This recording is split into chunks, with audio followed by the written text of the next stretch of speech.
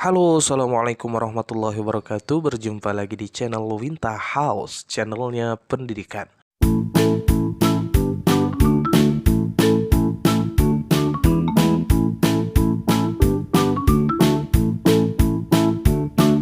Kali ini kita akan belajar materi kelas 6, tema 6, subtema 2, pembelajaran 4. Siapkan alat tulismu dan buka buku temamu. Nah, kali ini kita akan belajar pembelajaran keempat, halaman 64. Silakan dibaca terlebih dahulu. Udin mempunyai kakak sepupu laki-laki yang bernama Arif. Mereka sering bermain bersama. Wajah Udin dan Arif mirip, bak pinang dibelah dua. Artinya sangat-sangat mirip. Hanya ada beberapa perbedaan di antara mereka. Dari segi umur, Udin 3 tahun lebih muda daripada Arif. Kumis Udin belum tumbuh, sedangkan kumis Arif mulai tumbuh tipis. Suara Arif lebih besar daripada suara Udin. Jakun Arif juga sudah tampak besar. Itulah perbedaan Udin yang masih anak-anak dan Arif yang sudah masuk masa pubertas. Nah, apa perbedaan masa anak-anak dengan masa pubertas? Tentunya kalian sudah sangat paham apa itu pubertas. Apa perbedaan masa anak-anak dengan masa pubertas? Karena kita sudah belajar tentang ciri-ciri pubertas. Supaya kalian ingat kembali, apa itu ciri-ciri pubertas? Silakan saksikan video berikut ini. Ciri pubertas laki-laki. Pertama, tumbuhnya rambut di bagian tertentu. Misalnya jambang dan kumis, rambut ketiak, rambut kemaluan, rambut kaki, rambut dada. Ciri yang kedua, yaitu tumbuhnya tulang jakun. Tulang jakun ini berfungsi sebagai ruang pita suara, sehingga suara anak laki-laki yang memasuki masa pubertas mengalami perubahan menjadi lebih besar. 3. Suara menjadi lebih berat dan besar. Halo, halo, halo. 4. Otot badan mulai terbentuk. 5. Dada lebih membidang. Namun ini dipengaruhi oleh pola makan dan pola olahraga. 6. Tubuh lebih cepat tumbuh dan besar. Masa pubertas ini sangat dipengaruhi oleh pola makan dan hormon, serta pola olahraga. 7. Tumbuhnya jerawat. Oleh sebab itu, jika kamu memasuki masa pubertas, hendaknya kamu memperhatikan pola hidup yang sehat. Berikutnya ciri-ciri pubertas pada perempuan.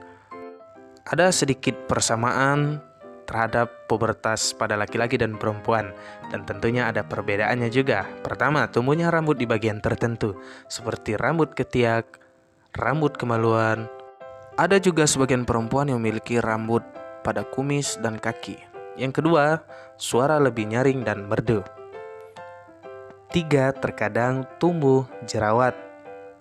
Selanjutnya, ciri yang keempat ialah tumbuhnya payudara. Payudara mulai membesar. Nomor 5, pinggul mulai melebar, artinya dia sudah siap untuk melahirkan. 6. Kulit tampak lebih halus. Ingat bahwa pubertas itu mengalami perubahan fisik atau badan. Fisikis itu perasaan, rasa suka kepada lawan jenis, kemudian pemasangan fungsi seksual. Perubahan pubertas itu ada dua, yaitu primer dan sekunder. Primer artinya yang utama.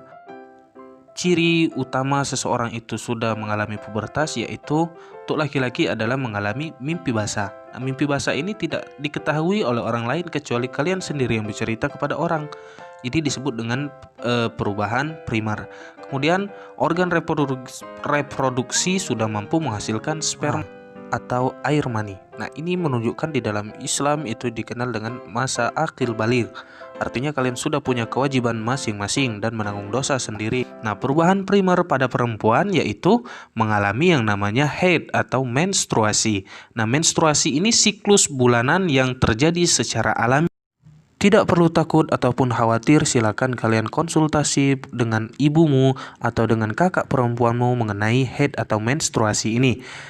Kemudian dengan adanya menstruasi berarti organ reproduksi sudah mengalami yang namanya masa ovulasi. Artinya kalian sudah mampu menghasilkan sel telur yang siap untuk dibuahi. Nah, jika kalian sudah memasuki masa ini, maka harus berhati-hati terhadap lawan jenis. Setelah kalian menyaksikan video tersebut, kalian diminta untuk mengisi kolom yang ada di tabel seperti yang ada di buku. Silakan kamu buat, kamu jawab sendiri sesuai dengan keadaan dirimu sendiri. Apakah sudah mulai tumbuh rambut tipis di bagian tubuhmu? Selain rambut di kepala, apakah jakun di lehermu sudah tampak besar? Ini untuk yang laki-laki.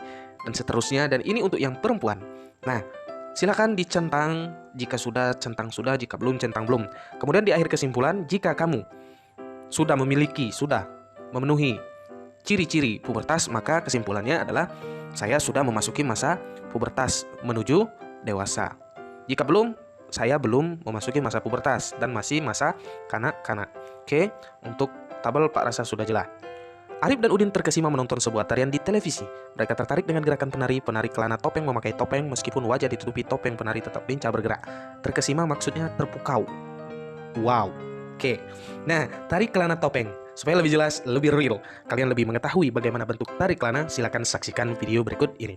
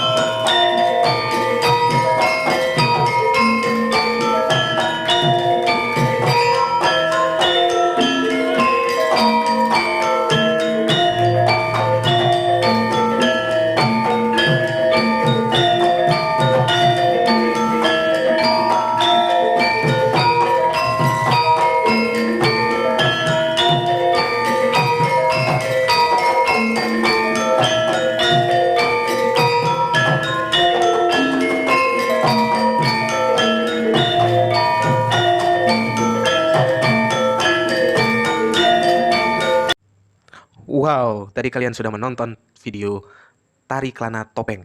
Nah, selanjutnya kalian silakan baca tentang teks bacaan tari kelana topeng untuk mengetahui informasi apa yang ada di dalam teks bacaan tersebut. Tari kelana itu berasal dari mana, kemudian gerakannya seperti apa, kemudian tari tersebut bercerita tentang apa. Itu kita peroleh dari membaca teks bacaan. Untuk pertanyaan 1, 2, 3 itu merupakan pertanyaan relatif. Jadi silakan kalian buat secara mandiri. Dan untuk sebagai contoh panduan kalian menjawab, kalian bisa melihat teks jawabannya seperti ini.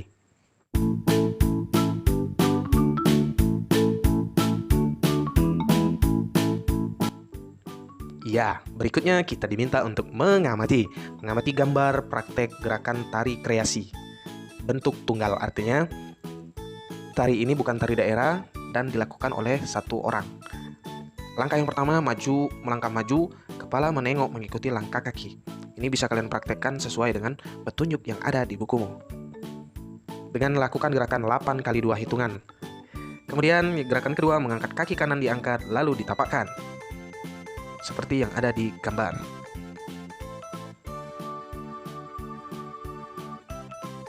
Lakukan gerakan 4 kali 8 hitungan. Kemudian sebelum bergerak siapkan properti tari berupa tongkat. Properti maksudnya alat yang digunakan oleh penari. Properti bisa baju, bisa selendang, alat yang berhubungan dengan tari apa yang akan dibawa. Bisa topeng dan lain-lain. Selanjutnya kita diminta untuk mengamati tarian daerah Indonesia dengan membuat semacam laporan. Nama tariannya, asal daerahnya, unsur karya tari yang diamati, tanggapan terhadap karya tari. Silakan kalian amati jenis tarian di daerah tempat tinggalmu sendiri. Kemudian boleh kamu mencari di daerah lain, tarian daerah lain untuk menambah wawasanmu. Kemudian untuk sumbernya, karena kita di masa pandemi, boleh kita melihat YouTube. Karena ada banyak jenis ragam tarian daerah yang ditampilkan di dalam YouTube. Silakan dikerjakan. Sebagai contoh panduanmu di dalam membuat laporan, kalian bisa lihat contoh laporan hasil pengamatan tarian daerah berikut ini.